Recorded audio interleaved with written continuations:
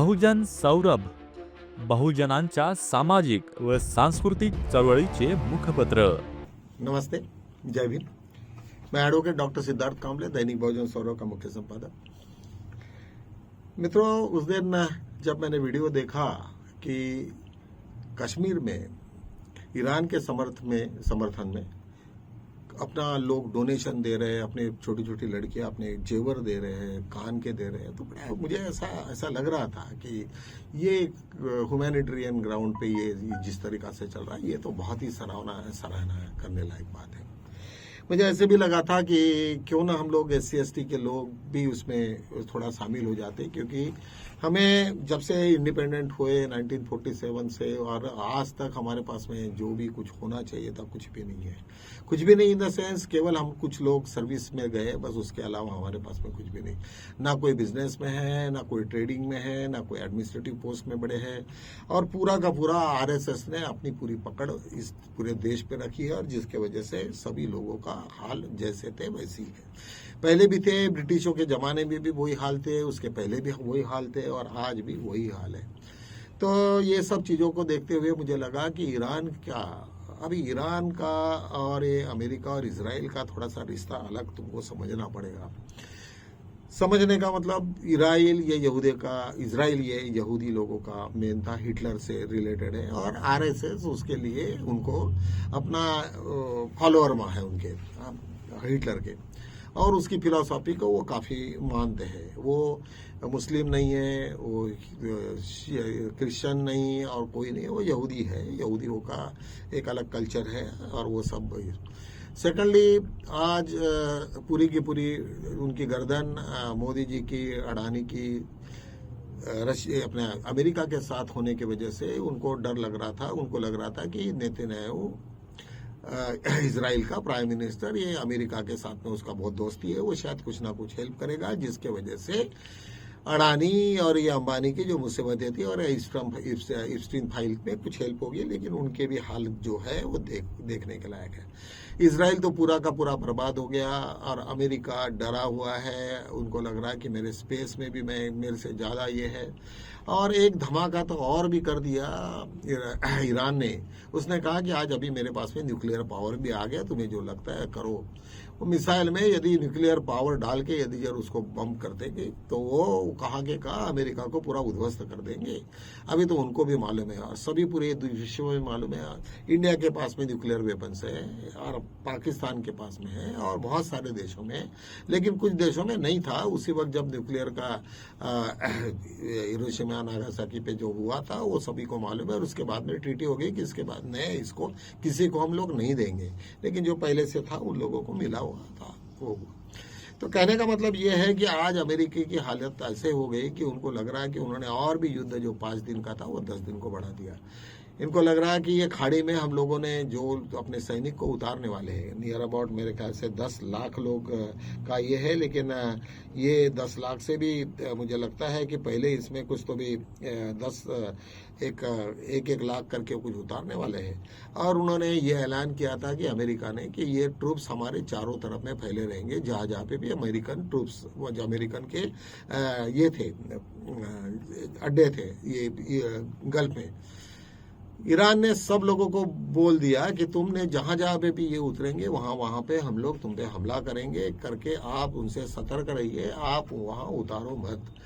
उन्होंने रिक्वेस्ट किया कि आप किसी को ये मत करो, और पूरे के पूरे लोग आज ईरान के साथ में हैं। सभी लोग डर रहे हैं कि यदि हम लोग वो ट्रूप्स पूरा का पूरा लोग यदि उसको उतार देते, आर्मी यदि उतार देते, और वहां पे यदि इजराइल अपना ईरान ने हमला किया, तो शायद उनके देश की बहुत बड़ी बर्बादी होगी। ये सबको मालूम है करके सब डरे हुए हैं, और सभी पूरा यूरोप और ये सब लोग आज ईरान के दबदबे में है। उनको लगता है कि नहीं अभी ईरान के साथ में रहेंगे तो ही हम सुरक्षित है।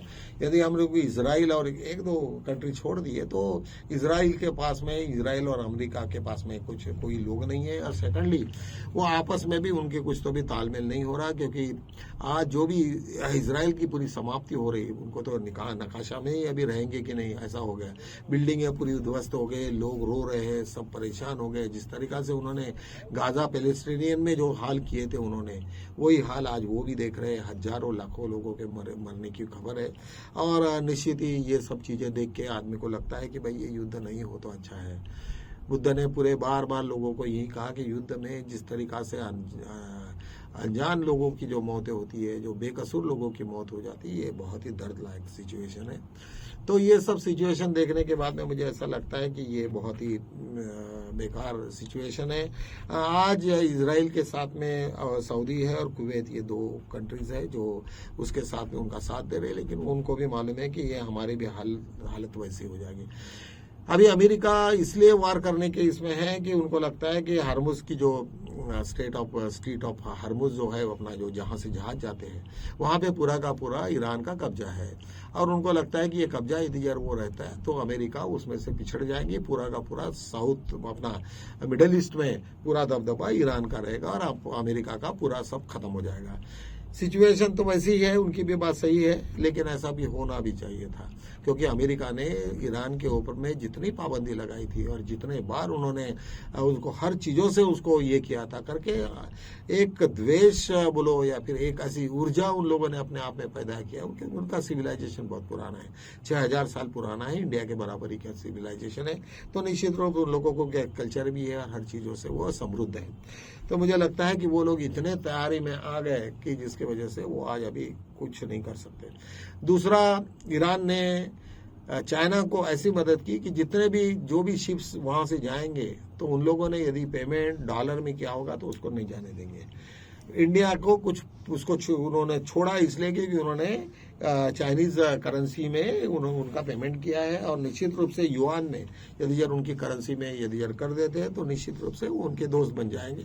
तो इस टाइप का अभी जो पॉलिटिक्स उन्होंने खेला वो रियली बहुत अच्छा ये है, मुझे तो लगता है। सेकेंडली, ये सब सिलसिले में सबसे ज्यादा किसी को प्रॉफिट हो रहा है वो रशिया को हो रहा है, चाइना को हो रहा है और ईरान को हो रहा है, क्योंकि ईरान तो अपना डिक्टेट करेगा। जो वहाँ पे एक 60 रुपए बैरल का एक था वो अभी 120, 140, 160, वो जो मन माने वो अपना बैरल लगाएगा और इंडिया को खरीदना पड़ेगा क्योंकि उनकी जरूरत है। और लोगों को फिर कितने में बेचना, क्या बेचना, वो सब देखेंगे। लेकिन जहां 40, 45 और 60 रुपए बैरल का था, आज उन्होंने 130, 140 दिया, जो हमें हर वक्त कंसेशन में देते थे। और जब ईरान हमें अमेरिका के धमकी की वजह से हम लोगों ने उनसे रिश्ते तोड़ दिए थे, आज वही हो गया कि अमेरिका का भी अस्तित्व खत्म हो गया।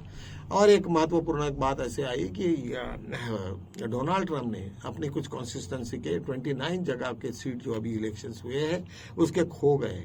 तो उसके वजह से जब उनका इतना सारा अभी पतझड़ चालू हो गया, इजराइल तो गया काम से और अमेरिका भी काम से गया। यदि ऐसे सिचुएशन रहा तो मुझे लगता है कि ये वर्ल्ड पावर उनका खत्म हो गया। अभी वर्ल्ड पावर $43 ट्रिलियन अभी इसका है, चाइना का है, और इसका 10 ट्रिलियन डॉलर शायद ये दोनों के बीच में।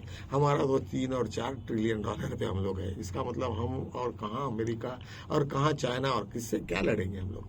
हमारे पास में ना कोई ताकत है, ना कुछ है, ना ये है। और हम लोग यहाँ पे बैठे बैठे वो आरएसएस के लोग पूजा पाठ और इधर उधर में सब चकल्लसबाजी में सब रहे हुए हैं। सबको मालूम है क्या तमाशा इंडिया में है और किस किस तरीका से क्या अबुआबाजी में और भगवानों के चक्कर में हम क्या क्या कर रहे हैं। अभी हमको ही खुद लग रहा है कि हम क्या है और कहाँ पे हम ये देश लेके जाएंगे।